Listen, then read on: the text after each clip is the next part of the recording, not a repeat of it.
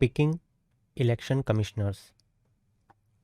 देखो, ये एक बहुत ही कंट्रोवर्शियल मुद्दा है जिस पे सुप्रीम कोर्ट ने सरकार को झुका दिया, या मैं यूं कहूं झुकने के बजाय सरकार ने सुप्रीम कोर्ट को नकार दिया।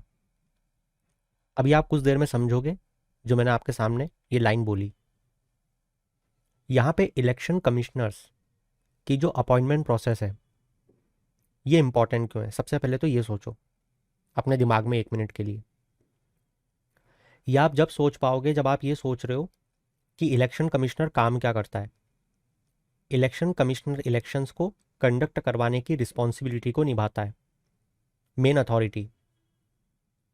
और इलेक्शन का मतलब तो फ्री एंड फेयर इलेक्शन होता है भारत में, और फ्री एंड फेयर इलेक्शन तो स्तंभ है हमारी डेमोक्रेसी का। तो ये तो बेसिक स्ट्रक्चर ऑफ कॉन्स्टिट्यूशन का ही पार्ट हुआ। तो इलेक्शन कमिश्नर को अगर स्वयं मोदी जी अपॉइंट करें तो आपको क्या लगता है वो किसी एक ऐसे व्यक्ति को चुनेंगे जो उनके अपोज में काम करता रहा हो हमेशा, कोई भी ऐसा ब्यूरोक्रेट? जवाब है नहीं।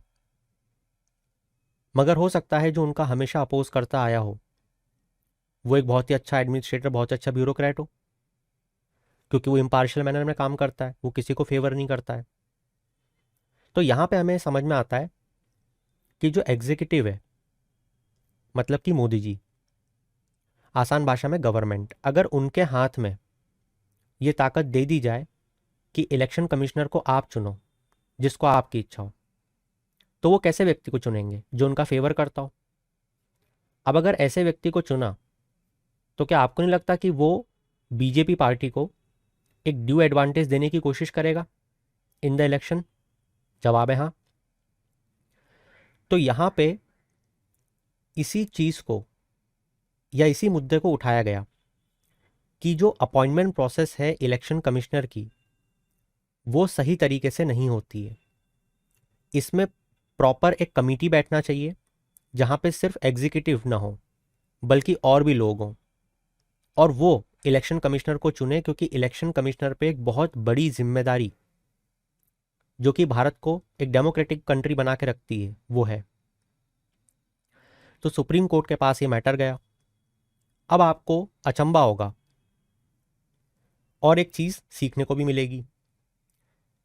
जब आपसे ये पूछा जाता है कि सुप्रीम कोर्ट जुडिशरी हमारे संविधान में दी गई कौन कौन सी चीज़ों को यूज़ करती है इंटरप्रीट करने के लिए, तो आज आपको पता चलेगा कि कॉन्स्टिट्यूएंट असेंबली के डिस्कशंस को बेस बना के उन्होंने ये डिसीजन दिया कि होलसोल पावर इलेक्शन कमिश्नर के अपॉइंटमेंट में एग्जीक्यूटिव की नहीं होनी चाहिए।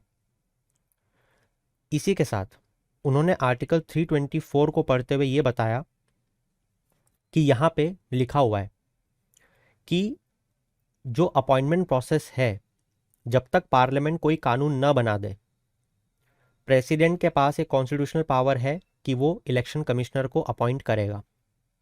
अब मज़े की बात सुनो, आर्टिकल 324 में क्योंकि ये लिखा गया है कि जब तक पार्लियामेंट कोई कानून न बना दे, जब तक प्रेसिडेंट के पास एक कॉन्स्टिट्यूशनल पावर रहेगी एक इलेक्शन कमिश्नर को अपॉइंट करने की। और सेंटर ने इसी का हवाला देते हुए ये कहा कि आप इस चीज में मत घुसो, क्योंकि पिछली सरकारें भी ऐसे ही इलेक्शन कमिश्नर को चुनते हुए आई हैं। तो अगर हम भी, मतलब कि हम भी एज एन एग्जीक्यूटिव और अगर इलेक्शन कमिश्नर को चुन रहे हैं तो हम क्या गलत कर रहे हैं? हमको भी करने दो।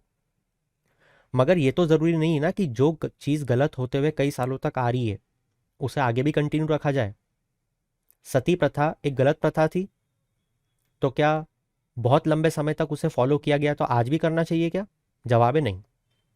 तो यहां पे सेंटर ने इस चीज का अपोज करते हुए कहा कि आप इसमें मत घुसो, एग्जीक्यूटिव को ही अपॉइंट करने दो। मगर सुप्रीम कोर्ट ने यह बोला कि नहीं, इससे जो इंडिपेंडेंस है इलेक्शन कमीशन की वो थ्रेट में आ रही है और हम ये चीज नहीं होने देंगे। और फाइनली उन्होंने कॉन्स्टिट्यूएंट असेंबली की डिबेट का हवाला देते हुए ये कहा कि हमने जब कॉन्स्टिट्यूएंट असेंबली की डिबेट्स को सुना तो हमने ये पाया कि जो हमारे फाउंडिंग फादर्स थे कॉन्स्टिट्यूशन के, वो ये नहीं चाहते थे कि एग्जीक्यूटिव के पास में एक्सक्लूसिव अथॉरिटी हो इलेक्शन कमिश्नर या इलेक्शन कमीशन के मेंबर्स को अपॉइंट करने की। जैसा आप जानते हो हमारे देश में अभी एक इलेक्शन कमिश्नर है और एक चीफ इलेक्शन कमिश्नर है और 2 इलेक्शन कमिश्नर्स बैठते हैं, है ना, ये हम जानते हैं। अब विडंबना देखो, क्योंकि कोई कानून है नहीं तो सेंटर बोल रही है कि जब तक कोई कानून नहीं है, जो प्रोसेस चलती आ रही है हम उसी से काम करेंगे। मगर सुप्रीम कोर्ट कहती है नहीं, ऐसा नहीं होगा, आपको एक प्रॉपर चैनल, एक प्रॉपर कमिटी के थ्रू ये चीज़ अपॉइंट करनी पड़ेगी, इस पोस्ट पे अपॉइंटमेंट करना पड़ेगा। अब क्या करें?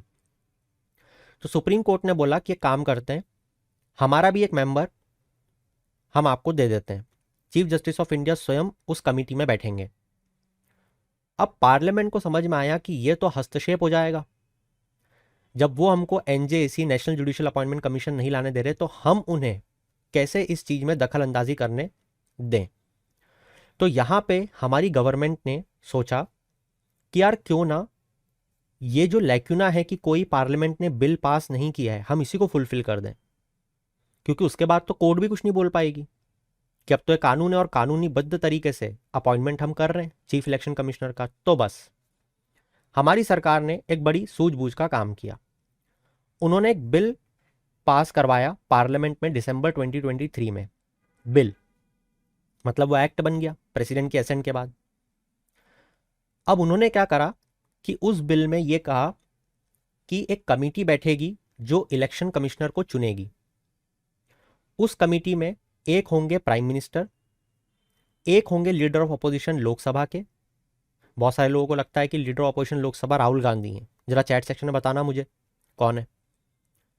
और इसी के साथ एक होंगे कैबिनेट मिनिस्टर, वो कोई भी हो सकते हैं, यूनियन, डिफेंस मिनिस्टर, कोई भी।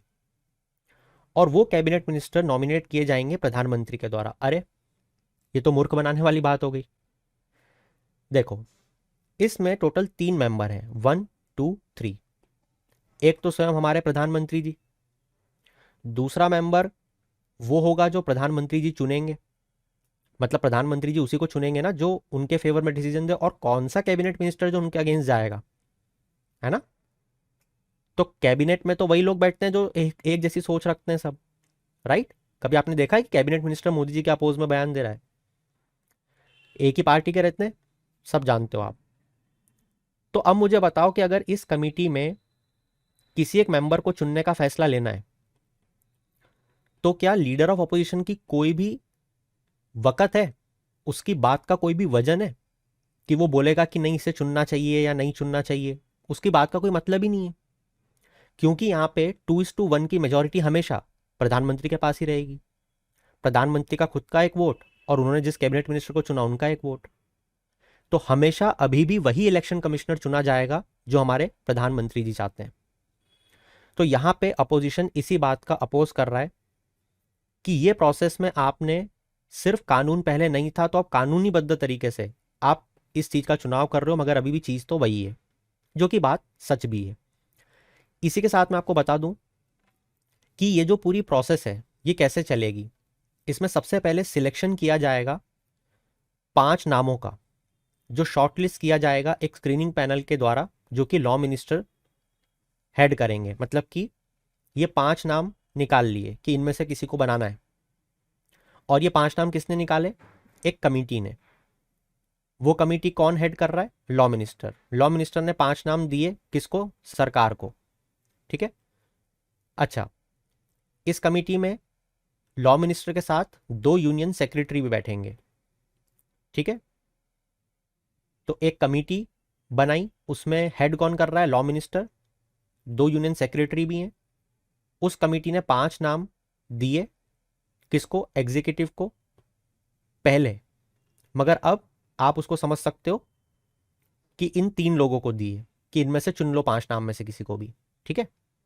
और इन 3 लोगों ने उसमें से एक को चुन लिया। तो ये प्रोसेस चलेगी। मगर जैसा कि आप देख रहे हो इस कमेटी में मेजॉरिटी किसकी है? प्रधानमंत्री जी की।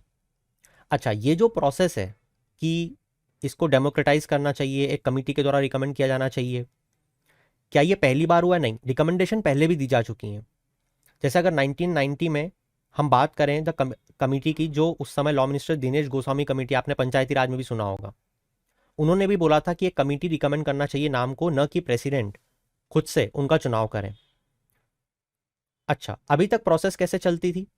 अभी तक प्रोसेस बड़ी सिंपल चलती थी। हमारे मोदी जी या हमारे प्रधानमंत्री बताते थे प्रेसिडेंट को कि इसको चुनना है, और वो उनको चुन लेती थी, अपॉइंट। तो पहले तो ये प्रोसेस चलती थी, मगर अब आपने देखा प्रधानमंत्री जी के अलावा लीडर ऑपोजिशन लोकसभा और एक कैबिनेट मिनिस्टर ये बताएंगे प्रेसिडेंट साहब को। तो उम्मीद करूंगा कि आपने ये चीज़ समझ ली। मैं आपको और सिंप्लीफाई करके इस चीज़ को बताने की कोशिश करता हूं, जिससे आपको हमेशा चीज़ें याद रहेंगी, और मेंस पर्सपेक्टिव से आपको कैसे लिखना है मैं आपको वो भी बताता हूं। तो देखो, इन शॉर्ट हमने क्या देखा, चीफ जस्टिस ऑफ इंडिया जो हैं वो पहले तो बोलते हैं कि ऐसी कमेटी बनाओ जिसमें मैं खुद बैठ जाऊं, क्योंकि फ्री एंड फेयर इलेक्शन होना चाहिए।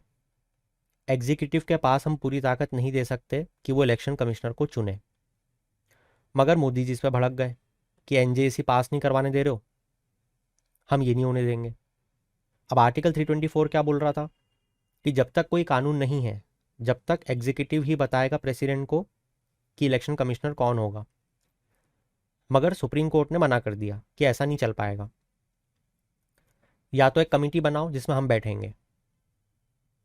मोदी जी को आइडिया आया, यार एक काम करते हैं, लॉ ही बना देते हैं।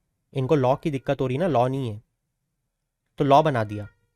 लॉ में बोला 3 लोग होंगे कमेटी में जो इलेक्शन कमिश्नर को चुनेंगे, और चीफ जस्टिस ऑफ इंडिया को बोल दिया सॉरी डियर, बैठेगा तो मेरा आदमी, आएंगे तो मोदी जी। तो वोट कहीं भी डालो खिलेगा कमली। कैसे? क्योंकि मोदी जी ने बोला एक तो मैं बैठूंगा कमेटी में, एक बैठाऊंगा वो कैबिनेट मिनिस्टर जिसको मैं खुद चुनूंगा, और एक लीडर ऑपोजिशन लोकसभा। अब इस बेचारे का होना ना होना एक बराबर है, क्योंकि 2 वोट तो मोदी जी को आएंगे ही आएंगे। तो जिसको चाहेंगे उसी को वो इलेक्शन कमिश्नर बनाएंगे। ऐसा बिल उन्होंने पास किया और प्रेसिडेंट साहब से एसेंट दिलवा दी, और ये तो रबर स्टाम्प है, वही करेंगी जो ये बोलेंगे। अब ध्यान से देखो यूपीएससी मेंस 2017 के क्वेश्चन को क्या बोल रहा है। डेमोक्रेसी की क्वालिटी को एनहेंस करने के लिए भारत में इलेक्शन कमीशन ऑफ इंडिया ने कुछ रिफॉर्म्स को प्रपोज किया 2016 में। वो कौन से रिफॉर्म्स थे और कैसे ये डेमोक्रेसी को सक्सेसफुल बना सकते हैं, ये क्वेश्चन है। अब सोच के देखो, क्या आपको इस क्वेश्चन को पलट के ये नहीं लिखा जा सकता, to enhance the quality of democracy in India. Bharat में डेमोक्रेसी की क्वालिटी को बढ़ाने के लिए रिसेंटली पार्लियामेंट के द्वारा, अरे बिल तो पार्लियामेंट ने पास किया है ना, पार्लियामेंट के द्वारा एक बिल पास किया गया जिसमें इलेक्शन कमिश्नर के अपॉइंटमेंट की प्रोसीजर को बदला गया।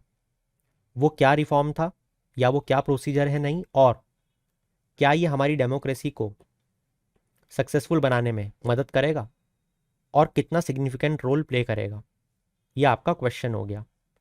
अब अगर आपने इस तरीके से चीज़ को पढ़ा, जैसा अभी हमने पढ़ने की कोशिश करी, कि पूरी प्रोसेस समझी, उसमें क्या बदलाव हुए ये समझा, और कैसे ये फ्री एंड फेयर इलेक्शन को हैम्पर कर रहा है, एडवांटेज देगा ये समझा, इस तरीके से आप क्वेश्चंस को डील कर सकते हो।